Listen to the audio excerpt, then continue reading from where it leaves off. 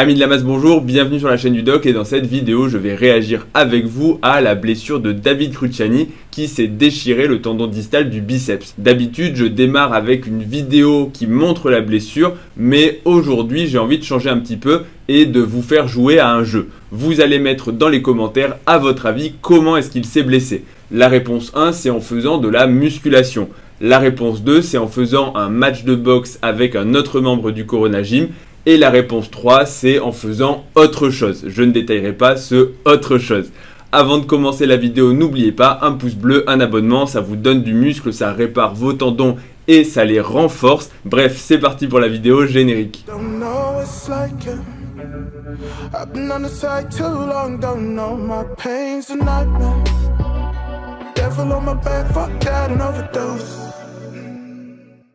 J'espère vraiment que tu as mis un commentaire déjà parce que ça favorise le référencement de la vidéo et que ça me fait plaisir, mais surtout que tu n'as pas triché. Et je vais te le donner en 1000. La réponse c'est pas pendant la muscu. Et là tu te dis ah mince, je pensais que ça allait être pendant la musculation puisqu'après tout David Cruciani c'est un bodybuilder, la lésion du biceps ça survient assez fréquemment pendant des exercices de musculation. Et la réponse c'est non, la réponse c'est tout simplement en faisant autre chose, la réponse 3.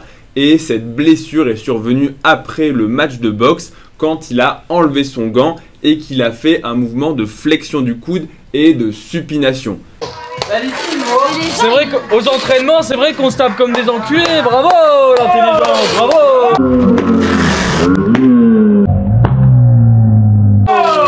Ah le QI gros sur TikTok ça dépasse pas une huître. Je suis sorti. Allez gros, il me casse les couilles tout le temps. Et là, je sais, vous êtes énormément et c'est pour ça que je fais cette vidéo à m'avoir partagé bien cette blessure et en me demandant comment est-ce qu'on peut se blesser en faisant un mouvement entre guillemets aussi ridicule. À la limite, on pourrait se dire que de se blesser en faisant du curl lourd, même si parfois on voit énormément de vidéos d'ego lifting, de gens qui se blessent, ou quelque part on se dit c'était prévisible. On peut être plus surpris d'une telle blessure sur un mouvement de flexion et de supination du coude, sans résistance, simplement en enlevant son gant. Le biceps, c'est un muscle qui a deux fonctions. La première, c'est la flexion du coude, c'est-à-dire de rapprocher l'avant-bras du bras. Et la deuxième fonction, c'est la supination, c'est-à-dire de mettre la paume de la main vers le haut. Sur le plan anatomique, il va s'insérer sur le radius, donc comme je vous l'ai dit, par le tendon distal, qui va être la fusion des deux tendons des deux chefs du biceps. C'est pour ça qu'on l'appelle biceps, deux chefs, le chef long et le chef court. Ces deux chefs vont s'insérer sur la scapula, mais à des longueurs et avec des trajets différents. C'est pour ça qu'on parle de chef long et de chef court, mais aujourd'hui, ce qui va nous intéresser, c'est ce tendon distal.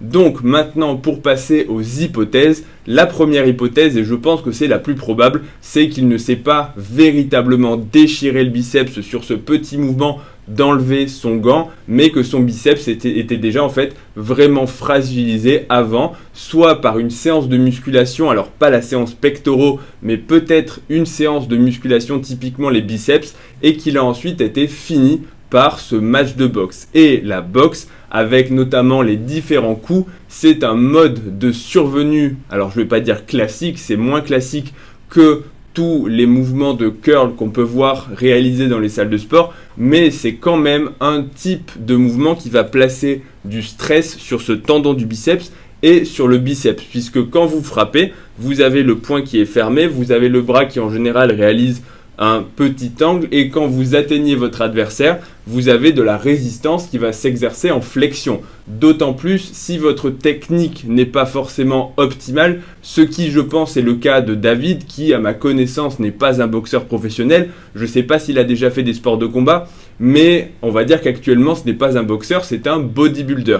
Donc ça c'est la première chose, c'est que ces mouvements de coups de poing, d'uppercut, de crochet, de jab vont occasionner du stress sur le tendon du biceps et c'est assez simple à comprendre. Quand vous atteignez votre adversaire, vous avez d'un seul coup une résistance qui va se créer sur le coude et en gros forcer un petit peu l'extension ou plutôt dit autrement résister contre la flexion de votre biceps. Donc d'un seul coup, avec ce mouvement explosif, vous avez une grosse charge qui s'exerce sur le tendon et donc vous pouvez le traumatiser. Bien sûr, ça ne suffit pas forcément, il faut avoir une petite prédisposition, peut-être que son biceps était déjà fatigué entre guillemets ou irrité ou peut-être sujet à une petite tendinite et il est possible, et ça encore une fois c'est vraiment une hypothèse, qu'il ait travaillé les biceps sur la séance d'avant ou 2 jours avant et que ses biceps n'avaient pas récupéré complètement.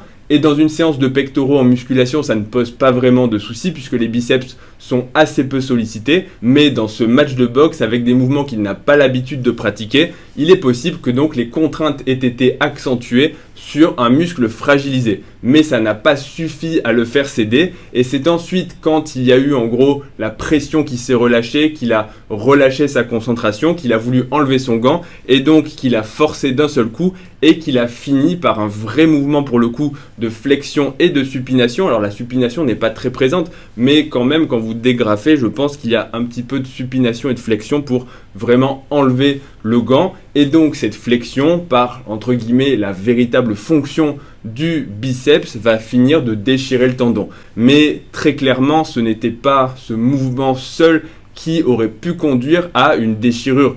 Et heureusement, parce que sinon, ça veut vraiment dire que un bodybuilder peut se blesser dans la vie de tous les jours. Mais je vais quand même faire une parenthèse là-dessus. Les bodybuilders sont véritablement plus sujets aux déchirures tendineuses et aux arrachements tendineux que les personnes entre guillemets normales et que les autres sportifs. La raison, elle est à peu près simple, c'est que leurs muscles sont hypertrophiés, qu'ils ont énormément de puissance, mais qu'il y a plusieurs facteurs qui vont entre guillemets abîmer leurs tendons. Le premier c'est l'entraînement tout simplement, c'est qu'on exerce des contraintes sur des tendons de façon répétée et donc à la longue ils vont être fragilisés. Ce n'est pas forcément quelque chose de négatif, c'est simplement la conséquence du travail et normalement on laisse suffisamment de récupération aux tendons. Mais il est possible que les tendons n'aient pas suffisamment de temps de récupérer après une séance lourde quand ensuite on les sollicite dans la vie de tous les jours. Et c'est normal, encore une fois, vous avez fait une séance jambes, vous avez quand même besoin de marcher, de monter des escaliers dans votre vie de tous les jours. Sinon, après ta séance jambes, tu restes dans ton lit, tu restes dans ton canapé et tu ne te relèves plus jusqu'à la prochaine séance jambes. Ça n'a pas de sens. Mais ce qu'il faut véritablement intégrer, comprendre, c'est qu'il ne faut pas faire de mouvements violents, de mouvements qui vont mettre des contraintes excentriques. Et on a déjà vu des bodybuilders se blesser. Alors il y avait Callum von Moger, ça c'était le cas le plus typique, qui s'était arraché les 2 biceps et je crois les 2 quadriceps sur un mouvement d'escalade, tout simplement parce que il a un gabarit qui est impressionnant, qui est énorme. Il a des muscles qui sont hypertrophié, mais uniquement par la musculation et le bodybuilding, ce n'est pas du muscle fonctionnel. Alors je n'aime pas du tout ce terme, mais la musculation, le bodybuilding, c'est un sport à part entière. Le but, c'est d'être le plus hypertrophié, le plus gros possible. Alors on peut, bien sûr, la symétrie, la sèche, etc. Mais vous aurez compris que le muscle n'est pas fait pour produire une performance. On n'est pas dans du powerlifting, on n'est pas dans du strongman, et encore que ce sont des sports qui sont aussi très sujets pour les athlètes aux blessures, mais contrairement à d'autres sports où vraiment les muscles sont conditionnés pour courir vite, pour résister aux décélérations et aux accélérations, par exemple le football, un sport pivot, et malgré ça, on voit que les sportifs, les footballeurs vont quand même se blesser. Mais à la base, leurs muscles ont été beaucoup plus entraînés pour résister à ce genre de situation qu'un bodybuilder. On avait déjà vu, je ne sais plus si je vais retrouver la vidéo, mais un bodybuilder qui avait sauté de la scène, c'est pas très haut, c'est à 1 mètre, mais en atterrissant, il s'est rompu le tendon d'un quadriceps, tout simplement parce que le jour J, il était très sec, il était fatigué, il était déshydraté et donc son tendon était beaucoup plus fragile. Donc à ce moment-là, un simple petit mouvement excentrique avec son poids de corps, bien sûr, qui est massif, on va pas se mentir. Un bodybuilder de 110, 115, 120 kg, ça pèse lourd sur les tendons et sur les articulations. Et donc, voilà pourquoi beaucoup de bodybuilders sont plus à risque des blessures que des personnes qui sont plus légères. C'est simplement quelque chose de mécanique et de physique. Maintenant, l'autre facteur dont il faut parler, et je suis d'autant plus à l'aise pour en parler puisque David ne s'est pas caché d'avoir consommé des produits dopants, c'est que les stéroïdes anabolisants sont classiquement retrouvés comme étant un facteur de risque de déchirure et d'arrachement tendineux. Il y a 2 hypothèses très schématiquement qui sont proposées. La première, c'est que les muscles vont s'hypertrophier et se développer en termes de masse, en termes de volume et aussi en termes de force que les tendons. Le tendon et le muscle, ce n'est pas le même tissu. Ça, c'est quelque chose que beaucoup de personnes vont confondre. Le muscle, c'est véritablement la partie entre guillemets charnue du corps musculaire avec les différentes fibres qui vont produire la contraction, les différentes cellules, avec bien sûr à l'intérieur les fibres qui vont en se contractant se rétrécir et permettre le raccourcissement du muscle.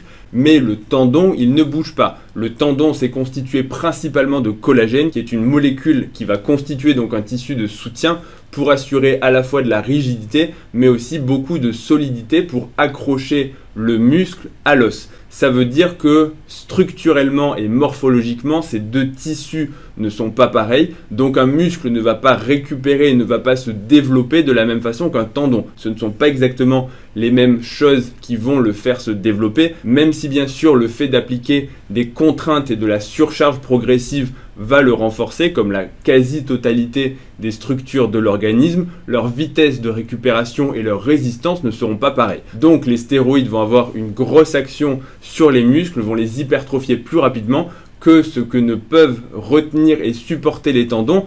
Et donc le souci, c'est que en proportion, si vous faites des efforts, quel que soit le type d'effort, que ce soit de la musculation ou encore de la boxe, puisque le corps d'un bodybuilder n'est pas fait pour faire de la boxe. Alors après, le corps d'un bodybuilder, heureusement, peut ouvrir un pot de confiture ou enlever son gant de boxe. Ça, c'est autre chose, mais vous aurez compris l'idée. Le muscle va développer plus de force et si le tendon n'est pas parfaitement réparé après la séance de musculation qui fait des micro-déchirures, eh bien, il y a ce risque de rupture. Donc, c'est très important.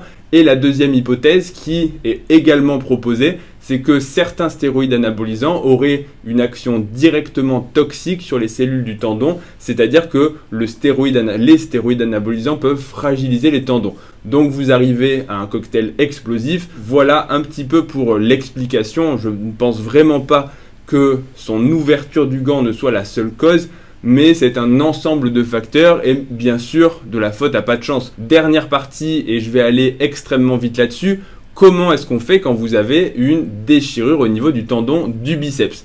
La première chose, c'est de s'en rendre compte. Parfois, ça passe inaperçu, mais si vous avez véritablement le muscle qui va se rétracter, comme on peut le voir sur la vidéo, c'est très probablement que vous vous êtes déchiré le biceps. Il y a bien sûr une perte de force de la flexion du coude, mais ce n'est pas le meilleur signe puisqu'il y a également d'autres fléchisseurs du coude, notamment le brachioradial et le brachial antérieur qui vont pouvoir compenser partiellement la perte du biceps. Mais par contre, il y aura une perte de force au niveau de la supination. Ensuite, il faut consulter en urgence un chirurgien orthopédique pour pouvoir bénéficier d'une chirurgie et vous faire réattacher le tendon qui s'est désinséré. Je vais, je pense, vous incruster une vidéo pour vous montrer comment est-ce qu'on fait. Tout simplement, entre guillemets, tout simplement, ça s'apprend. Il y a des dizaines d'années d'études et énormément d'expérience clinique. Mais le chirurgien va récupérer le tendon qui s'est désinséré et il va venir le suturer à l'os à partir d'une petite encre et suturer justement le tendon du biceps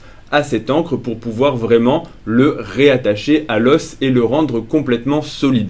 Ensuite, après la chirurgie, il y a bien sûr une période de repos au niveau du membre supérieur et ensuite de la kiné pour récupérer la mobilité et récupérer la force de façon progressive. Mais heureusement pour David, entre guillemets, la blessure et la déchirure du biceps, c'est une blessure qui est relativement fréquente en musculation et qui se soigne bien quand elle est opérée précocement. Donc a priori c'est son cas et il devrait pouvoir revenir à son meilleur niveau de façon assez, alors rapide, je sais pas, ça dépend ce qu'on appelle rapide, mais en tout cas ça ne devrait pas l'handicaper pour la suite de sa carrière. Maintenant, il est évident qu'il va devoir faire attention parce que ça rappelle ce type de blessure que le bodybuilder, encore une fois, n'est pas un corps fonctionnel et que si on ne fait pas très attention et encore plus qu'une personne entre guillemets normale ou qu'un simple pratiquant lambda dans les salles de sport, on est beaucoup plus à risque de se blesser. Voilà pour cette petite vidéo d'explication qui j'espère aura répondu à toutes vos questions. Si la vidéo t'a plu, n'hésite pas à mettre un pouce bleu, à t'abonner à la chaîne pour plus de vidéos